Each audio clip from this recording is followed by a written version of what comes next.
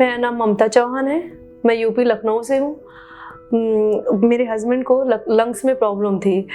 ये ऐसे पता चला कि उनको फीवर और खांसी आती थी, तो हम लोग बीएचयू गए। बीएचयू में जीएन श्रीवास्तव एक डॉक्टर थे जिन्होंने इनका ट्रीटमेंट 2 से 3 महीनों तक किया, लेकिन उसका कोई असर नहीं रहा, जो कि एक बहुत बड़ा रूप धारण कर लिया। हम लोगों ने वहाँ से फिर अदर हॉस्पिटल में गए जो कि बीएचयू से बाहर।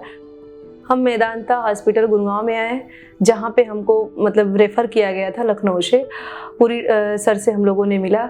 पूरी सर ने इनकी हालत देख के इनको सर्जरी के लिए कहा। आज जिस पेशेंट की हम बात करेंगे वो हैं मिस्टर पंकज।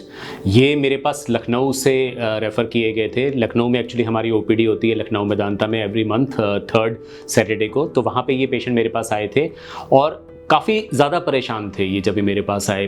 परेशानी क्या थी इनको, बेसिकली इनको ट्यूबरक्लोसिस हुआ था कुछ महीने पहले और उसके बाद एक प्लूरल इफ्यूजन हो गया था, जिस प्लूरल इफ्यूजन में मल्टीपल टैपिंग्स, मल्टीपल प्रोसीजर्स हुए थे, जिसकी वजह से वो एम्पाइमा में कन्वर्ट हो गया था। अब एम्पाइमा क्या होता है? एम्पाइमा बेसिकली होता है जब 2 प्लूरा की लेयर्स, हमारी छाती में एक विसरल प्लूरा होती है, एक पैराइटल प्लूरा, उस 2 लेयर्स के बीच में जब काफ़ी पस जम जाती है, इसको एम्पाइमा कहते हैं। एम्पाइमा का जो ट्रीटमेंट होता है वो डिवाइडेड होता है। अगर ये अर्ली एम्पाइमा है तो इसमें चेस्ट ट्यूब डाल के आप इसको रिलीव कर सकते हैं, और अगर ये थोड़ा सा ऑर्गेनाइज हो जाता है जिसमें स्टेज 2 या फिर फुली ऑर्गेनाइज हो जाता है जैसे स्टेज 3, तो इसमें दूरबीन की सर्जरी, जिसको वैट सर्जरी कहते हैं, वो करने से ही ये पेशेंट ठीक होता है। काफ़ी डॉक्टर्स के पास ये पेशेंट घूम के आए हुए थे, कोई सोल्यूशन नहीं मिल रहा था। जब ये मेरी ओपीडी में आए तो मैं इनको सर्जरी एक्सप्लेन की।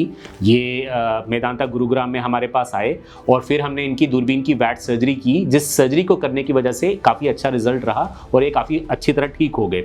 अब एक चीज़ जो मैंने अपने कई एम्पाइमा के वीडियोस में बताई है कि डिकॉर्टिकेशन सर्जरी होता है। डिकॉर्टिकेशन सर्जरी होता है जिसे हम दूरबीन से करते हैं। इसमें हम 3 छोटे छोटे छेद करते हैं छाती में और इन छाती के छेदों से ये सर्जरी की जाती है।